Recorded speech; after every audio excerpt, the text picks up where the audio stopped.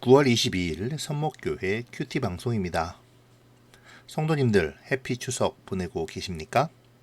연휴 중에도 말씀 앞에 나오신 여러분을 축복합니다.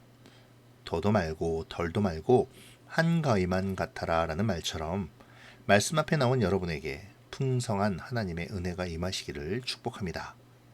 기도로 하나님 앞에 나아가겠습니다. 좋으신 하나님, 민족의 명절 연휴 가운데서도 주님을 기억하여 말씀의 자리로 나오게 하시니 감사드립니다. 오늘도 말씀 앞에 서오니 주님께서 친히 역사하여 주셔서 말씀 속의 주의 메시지를 깨닫게 하시고 말씀대로의 삶을 결단하게 도와주시옵소서. 함께하여 주시기를 바라오며 예수님의 이름으로 기도합니다. 아멘. 오늘 말씀은 에스겔 23장 22절부터 35절까지의 말씀입니다. 그러므로 오홀리바야, 주 여호와께서 이같이 말씀하셨느니라. 나는 내가 사랑하다가 싫어하던 자들을 충동하여 그들이 사방에서 와서 너를 치게 하리니 그들은 바벨론 사람과 갈대아 모든 무리, 부곳과 소아와 고아 사람과 또 그와 함께한 모든 아수르 사람 곧 준수한 청년이며 다 고관과 감독이며 귀인과 유명한 자요 다 말타는 자들이라. 그들이 무기와 병거와 수레와 크고 작은 방패를 이끌고 두구쓴 군대를 거느리고 치러 와서 너를 애워싸리라. 내가 재판을 그들에게 맡긴즉 그들이 그들의 법대로 너를 재판하리라. 내가 너를 향하여 질투하리니 그들이 분내어 내 코와 귀를 깎아버리고 남은 자를 칼로 엎드러뜨리며 내 자녀를 빼앗고 그 남은 자를 불에 사르며 또 내 옷을 벗기며 내 장식품을 빼앗을지라.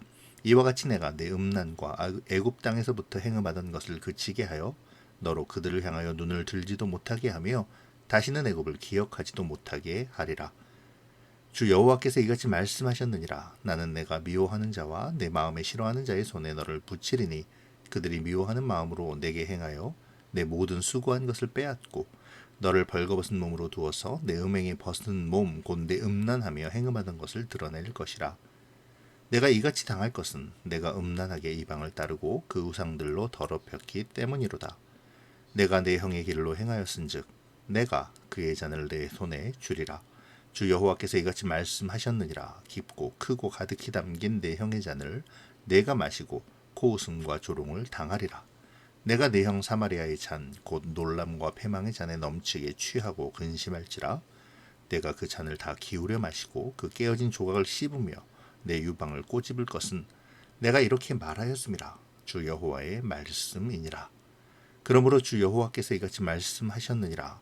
내가 나를 잊었고 또 나를 내 등 뒤에 버렸은즉 너는 내 음란과 내 음행의 죄를 담당할지니라 하시니라. 아멘. 오늘 본문은 에스겔 선지자를 통해 주시는 남유다의 우상 숭배에 대한 하나님의 징벌과 경고의 말씀입니다. 우리가 어제 살펴본 바와 같이 오홀라와 상징되는 북이스라엘의 우상 숭배와 패악으로 인한 심판을 바라보면서도 우상 숭배와 패악을 멈추지 않은 오홀리바 곧 남유다의 죄악에 대하여 하나님께서는 오늘 본문을 통해 그들의 죄악으로 심판받음을 말씀하고 계시는 것이죠. 하나님께서는 한때 유다 백성들이 의뢰하였지만 이내 배반해버렸던 바벨론 제국과 그 제국에 속한 여러 족속들을 일으켜 이스라엘 족속을 침공케 하십니다. 하나님께서는 온 우주의 주권적인 분이시기에 주권적인 섭리로 이방인들을 당신의 뜻을 위하여 도구로 사용하시고 있는 것이죠. 그들의 침략과 약탈은 하나님이 허락하신 것입니다. 하지만 그렇다고 하나님께서 그들을 심판하지 않으시는 것은 아니죠. 바벨론으로 대표되는 그들 역시 하나님께로부터 그들의 강포와 악으로 말미암아 심판에 이르게 될 것입니다. 하나님의 죄에 대한 심판은 혹독합니다. 하나님께서는 그들의 법대로 음란한 오홀리바 곧 남유다를 내어주셔서 그들이 코와 귀를 깎아버리고 죽이며 자녀를 빼앗고 남은 자들을 불사르게 하실 것입니다. 옷을 벗기고 장식품을 빼앗아 큰 공포와 고통 그리고 수치를 당하게 하시겠죠. 사실 에스겔 선지자가 이 말씀을 선포하는 대상은 이미 주전 597년 바벨론의 느부갓네살 2차 침공 때 끌려온 사람들입니다.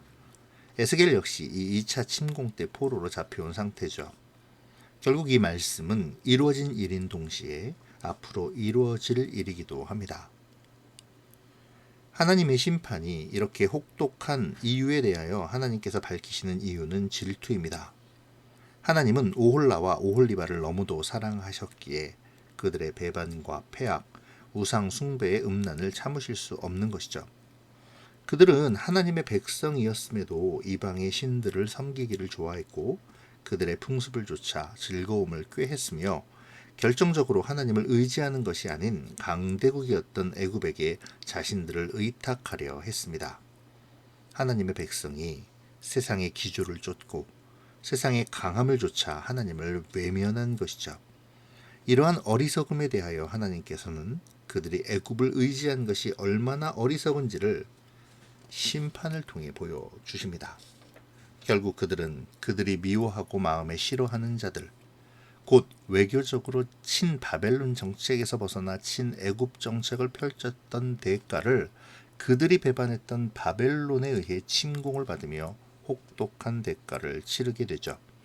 그리고 하나님께서는 다시 한번 그들이 당하는 이 심판이 그들의 음란한 우상 숭배와 이방 강대국을 의지하려 했던 것 때문임을 강조하십니다.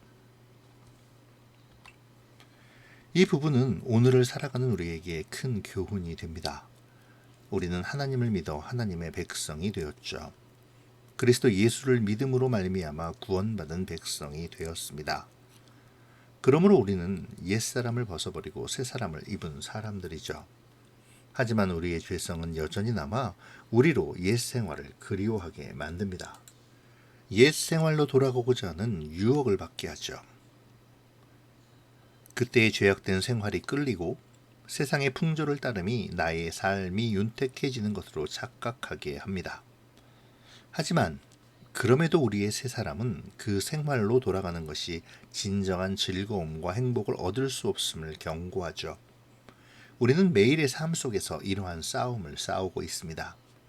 이 싸움은 우리의 현세의 삶에서 딜레마가 되어 끊임없이 우리를 괴롭히죠. 그럼에도 우리는 새 사람의 모습으로 합당한 삶을 선택해야 합니다. 하나님의 사랑하심은 우리가 그 선택을 할 수 있도록 도와주시죠. 그 길을 그치고 돌이켜 하나님의 백성의 삶을 살도록 도와주십니다. 그러므로 우리는 하나님의 백성으로서 매일의 삶 가운데 하나님의 도우심을 구해야 합니다. 애굽을 의지하는 것이 아니라 애굽의 음행을 생각하는 것이 아니라 오직 나를 인도하시며 이끄시는 여호와 하나님의 능력으로 매일의 싸움에서 승리하도록 간구해야 하죠. 이러한 간구가 나의 삶에 나타나기를 소망해야 합니다. 결국 하나님은 남유다에게 오홀라, 곧 북이스라엘의 패망의 잔을 주십니다. 북이스라엘의 심판을 보았음에도 돌이키지 않고 끝끝내 그들의 길을 걸어간 그들이었기에 그것은 마땅한 것이기도 하죠. 특별히 31절과 34절에서 이 멸망의 잔은 계속해서 나오게 되는데요. 구약 성경에서는 심판에 대한 상징으로 이 멸망의 잔 혹은 진노의 잔, 취하게 하는 술잔 등의 표현으로 여호와의 잔을 사용합니다. 오늘 본문에서는 이 심판의 상징인 오홀라의 잔, 곧 패망의 잔이 4번이나 등장하므로 유다의 심판이 확실하게 그리고 완벽하게 이루어질 것을 보여주고 있죠.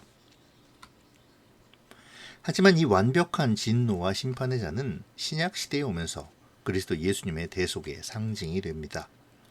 마태복음 26장 42절에 기록된 예수님의 겟세마네의 기도가 바로 그것을 잘 보여주는데요. 예수님은 십자가의 길을 앞두고 하나님 앞에 나아가 기도하셨죠. 그러면서 이 잔을 아버지의 원대로 되게 해달라고 고백하십니다. 예수님의 기도에서의 잔이 바로 여호와의 진노의 잔이자 패망과 심판의 잔인 것이죠. 예수님께서는 우리를 향하신 하나님의 진노의 잔을 대신 받아들어 우리의 심판받음을 대속하신 것입니다. 그러므로 우리는 이 여호와의 심판의 잔을 묵상하며 우리에게 임한 그리스도의 사랑과 은혜를 바라보아야 하죠. 그 은혜가 나를 어떻게 지키셨는지를 돌아보아야 합니다. 그리고 그 은혜에 합당한 삶을 다짐해야 하죠. 하나님을 버리지 않는 삶, 하나님을 떠나지 않는 삶, 하나님을 배반하지 않는 삶을 묵상해 봅시다. 35절에서 하나님께서는 이들의 심판의 이유를 아주 명확하게 밝히십니다. 그들이 하나님을 잊었고 하나님을 버렸다는 것이죠. 그들의 음행과 음란함, 우상숭배와 하나님을 의지하지 않음은 곧 그들이 하나님을 버리고 잊어버린 결과인 것입니다. 그리고 이 점은 오늘 말씀의 가장 확실한 메시지이기도 하죠. 남유다는 북이스라엘의 멸망을 보면서도 그 얘기를 따랐습니다. 애써 하나님을 외면하고 잊어버리며 자신들의 쾌락과 즐거움, 그리고 자신들의 안녕을 위해 하나님을 버리고 이방의 우상을 섬기며 이방의 강대국을 하나님보다 더 의지하려 했죠. 지금 당하며 또 앞으로 당할 모든 심판은 이러한 불순종과 하나님을 떠난 것에 대한 징벌이자 마땅한 결과인 것입니다. 이 부분을 묵상하며 우리 자신을 돌아보면 좋겠네요. 내가 하나님을 잊고 하나님을 버렸던 일들이 무엇인지를 살펴봅시다. 지금 하나님을 잊으려 애쓰고 하나님을 기꺼이 버리는 일들은 또 무엇인지 생각해 봅시다. 잊어버림을 막기 위해 나는 매일 매 순간 바로 오늘 바로 지금의 삶에서 하나님을 기억하고 있습니까? 또한 하나님을 배반하고 버리게 되는 세상의 유혹과 풍조에 넘어지지 않기 위해 매 순간 하나님과 동행하고 있습니까? 매일의 삶 속에 하나님이 가장 우선이 되는 삶을 살고 있는지요? 이 점을 다짐하고 결단하는 오늘의 묵상이 되어지기를 바랍니다. 또한 우리는 오늘의 말씀을 통해 북이스라엘이 남유다가 많은 하나님의 백성이라 생각했던 자들이 교만과 무지로 또 우상숭배와 하나님 외에 다른 것을 의지하다가 패망의 잔을 받게 된 것을 보았습니다. 그렇다면 우리의 모습은 어떠해야 할까요? 오늘 에스겔 선지자의 경고의 말씀을 바라보며 우리는 어떤 선택을 해야 할까요? 오늘 각자의 삶 속에서 올바르고 하나님이 기뻐하시는 선택을 하시기를 기도하는 우리가 되어지기를 바랍니다. 기도로 마치겠습니다. 고마우신 하나님, 오늘도 말씀을 주시고 그 말씀을 묵상하게 하시니 감사합니다. 매일매일 순간순간의 삶 속에서 주님을 생각하게 하시고 주님과 동행하게 하시어 주님의 음성에 귀를 기울이는 삶이 되도록 붙잡아 주시옵소서. 무엇보다 나의 계획과 나의 생각이 나의 모든 삶이 하나님 중심이 되기를 소원합니다. 어리석어 말씀에 기록된 잘못된 사람들의 심판을 보면서도 그들의 잘못을 되풀이하지 않도록 도와주시고 나의 욕망과 즐거움으로 세상의 풍조를 따라 멸망의 길로 가지 않도록 보호하여 주시며 인도하여 주시옵소서. 나를 향한 진노의 잔을 대신 받아드신 사랑의 예수님, 그 사랑에 합당한 삶을 살아가기를 다짐하고 결단하오니 우리의 삶의 지혜와 명철로 그 삶을 알아가며 실천하는 우리가 되도록 이끌어 주시옵소서. 오늘도 주의 은혜를 생각하며 감사하는 하루가 되어지기를 바라오며 예수님의 이름으로 감사하며 기도하옵나이다. 아멘.